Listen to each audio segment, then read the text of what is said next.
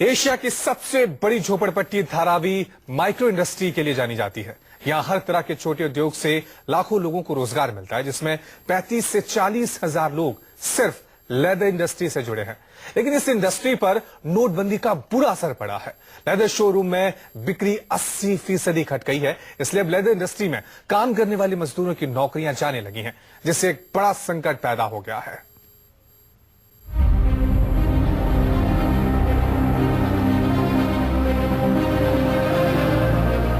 Asia के सबसे बड़े मेक इन इंडिया वाले स्लम में सन्नाटा। धंधा हम लोग का तो पूरा चौपट हो गया है, कोई धंधा नहीं है। हम लोग सुबह से शाम तक इधर बैठ के रहते हैं। हजारों करोड़ का कारोबार करने वाली झोपड़पट्टी में बंद हो रहे हैं कारखाने। हम लोगों को खाली खर्ची खाना पीना ही मिल रहा है, बाकी गांव भेजने का पैसा नहीं मिल रहा है और काम धाम भी हम लोग का बराबर नहीं चल रहा है। नोटबंदी की वजह से अपनी रौनक खो रही है धारावी की लेदर फैक्ट्रियां। पैसे कारीगर लोग मांग रहे हैं, मैं दे नहीं पा रहा हूँ क्योंकि सामने से ही मुझे पैसे नहीं मिल रहे हैं। धारावी के इस शोरूम में लेदर का हर वो सामान है जो किसी बड़े मॉल में मिलेगा। Leather shoes, leather jacket, bag से लेकर बेल्ट तक। लेकिन अगर कुछ नहीं है तो ग्राहकों की संख्या 20% रह गई है। हालात ये है कि 2 स्टाफ को 3 महीने की छुट्टी दे दी गई है।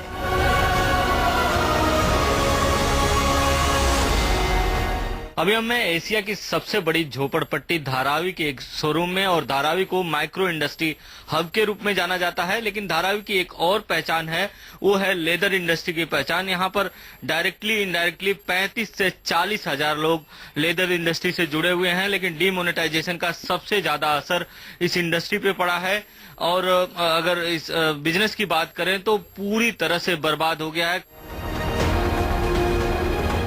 धारावी में 200 से 250 छोटे बड़े शोरूम हैं और शनिवार को तो मेला लगा रहता था।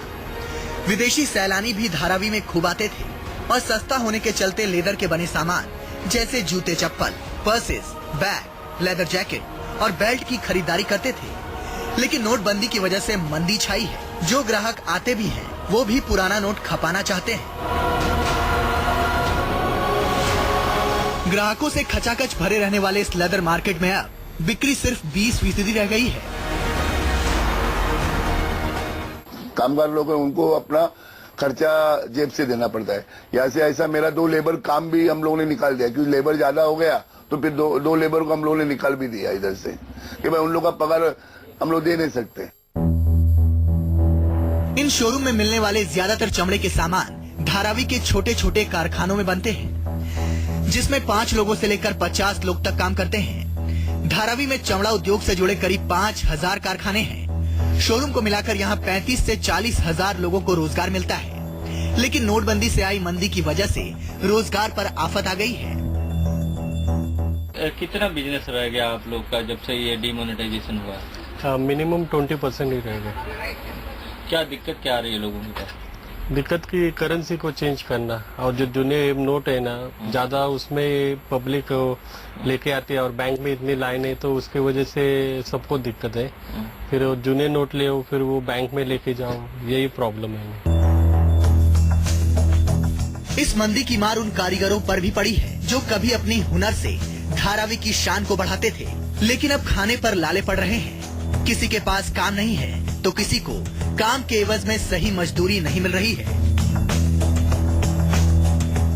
अभी हमें धारावी के माइक्रो लेदर इंडस्ट्री में, और यहाँ पर 15 से 20 कारीगर काम करते हैं। और इस वक्त यहाँ पर जो फोल्डर फाइल बनाने का काम चल रहा है, और अलग अलग जिस तरह का जॉब यहाँ पर आता है उस तरह के वर्कर काम करते हैं। लेकिन इनकी दिक्कत ये है कि ये जो ऑर्डर है ये काफी पुराना ऑर्डर है, और नया ऑर्डर मिलना काफी मुश्किल हो रहा है। क्या दिक्कत आ रही है? हम लोग का यही दिक्कत है कि अभी ऐसे बराबर हम लोग को खाली खर्ची खाना पीना ही मिल रहा है, बाकी गांव भेजने का पैसा नहीं मिल रहा है और काम धाम भी हम लोग का बराबर नहीं चल रहा है।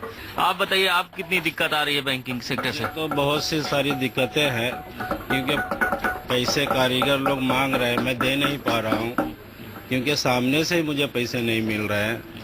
इतना ही दे पा रहा हूँ कि जो इन लोगों को खाने वगैरह के लगते हैं वही मैं दे पा रहा हूँ, बाकी मुझे ही आगे से नहीं मिल रहे तो मैं कहाँ से दूंगा। धारावी में लेदर इंडस्ट्री बर्बाद हो रही है। मंदी की वजह से शोरूम से लोगों को निकाला जा रहा है और कुछ कारखाने ऑर्डर नहीं मिलने की वजह से बंद हो गए हैं। हालात ऐसे ही रहे तो एशिया की सबसे बड़ी झोपड़पट्टी जो मेक इन इंडिया की हब के नाम से मशहूर है, अपनी रौनक खो देगी। इंद्रजीत सिंह, धारावी, न्यूज़ 24।